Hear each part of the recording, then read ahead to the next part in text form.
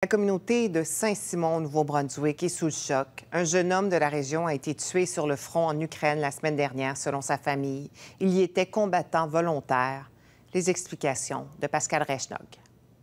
Patrick Mazerol a quitté la péninsule acadienne en février dernier pour prêter main forte à l'armée ukrainienne, selon son père.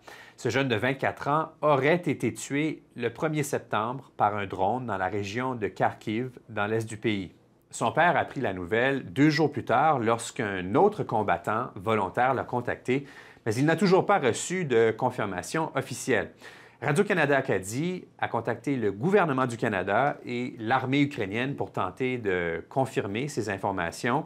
Affaires mondiales Canada nous a répondu être au courant de rapports non confirmés selon lesquels un citoyen canadien serait décédé récemment en Ukraine. Mais on nous a répondu aussi qu'on ne peut pas nous donner plus d'informations pour des raisons de confidentialité. Les proches de Patrick Mazerol sont en contact avec les autorités et attendent toujours plus d'informations, entre autres sur la suite des choses. Son père dit que la famille se sent laissée à elle-même et qu'il veut que la dépouille de son fils soit rapatriée au Canada pour qu'elle soit enterrée. Lundi soir, des dizaines de personnes se sont rassemblées devant l'église de Saint-Simon, dans la péninsule acadienne, à la fois pour honorer la mémoire de Patrick Mazerol et aussi pour appuyer sa famille qui traverse des moments difficiles.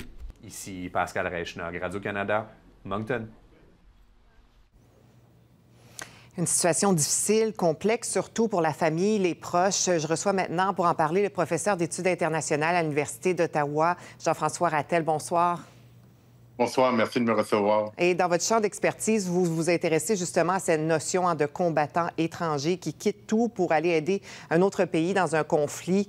On l'entendait pour cette famille. La nouvelle est venue d'un téléphone, d'un contact sur place, mais pas de confirmation officielle, autant du côté du Canada que de l'Ukraine. À quel point ces familles sont laissées à elles-mêmes dans ce genre de situation-là? Il y a très peu de soutien pour les familles. Le gouvernement ukrainien demeure très secret par rapport aux opérations militaires et aux pertes militaires en Ukraine. Et il est très difficile pour le gouvernement canadien et Affaires mondiales Canada de vraiment vérifier les affirmations de la mort d'un citoyen canadien ou les activités au quotidien du front militaire russe et ukrainien. En 2022, il y a des médias qui rapportaient qu'il y avait plus de 1000 combattants canadiens en Ukraine. Est-ce qu'ils sont toujours aussi nombreux? Non, en fait, ces chiffres-là étaient un peu trop élevés. Il y avait un enthousiasme à l'époque. On pensait que plusieurs gens avaient quitté le Canada pour se joindre.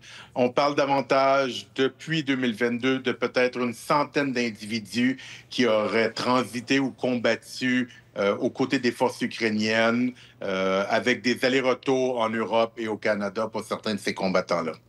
Qu'est-ce qui motive ces gens-là à aller se battre pour un autre pays? Est-ce qu'ils ont un profil commun?